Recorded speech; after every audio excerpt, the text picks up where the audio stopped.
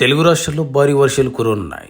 బంగాళాఖాతంలో ఏర్పడిన ద్రోణి ప్రభావం వల్ల ఈ నెల 24వ తేదీ వరకు తెలుగు రాష్ట్రాల్లో అతి భారీ వర్షాలు కురుస్తాయని వాతావరణ శాఖ తెలిపింది. గంటకు 40 నుంచి 50 కిలోమీటర్ల వేగంతో గాలులు వీచే అవకాశం ఉన్నట్లు వెల్లడించింది.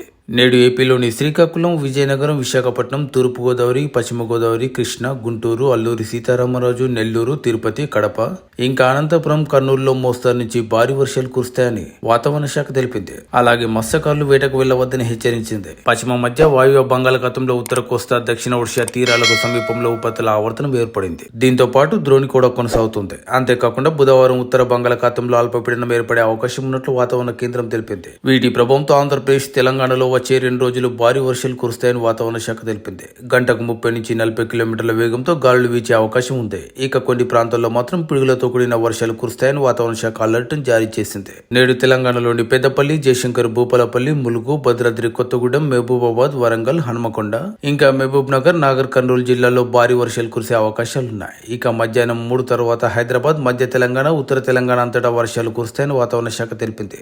గత 3-4 రోజుల నుంచి హైదరాబాద్ నగరంతో పాటు తెలంగాణ వ్యాప్తంగా పలు జిల్లాల్లో వర్షాలు పడుతున్నాయి. అంతకుముందు రాష్ట్రంలో ఎక్కడో ఒక చోట మోస్తరు నుంచి తేలికపాటి వర్షాలు మాత్రమే కురిశాయి. ఈ క్రమంలో హైదరాబాద్ వాతావరణ శాఖ తెలంగాణ రాష్ట్ర ప్రజలను అలర్ట్ చేసింది. నేడు, రేపు పలు ప్రాంతాల్లో అతి భారీ వర్షాలు కురిసే అవకాశం ఉన్నట్లు పేర్కొంది. కొన్ని చోట్ల ఉరుములు, మెరుపులతో కూడిన వర్షాలు పడతాయని, అక్కడక్కడ పిడుగులు పడే అవకాశం ఉన్నట్లు పేర్కొంది. ఇక హైదరాబాద్ నగరంలో కూడా భారీ నుంచి అతి భారీ వర్షం కురిసే అవకాశం ఉంది.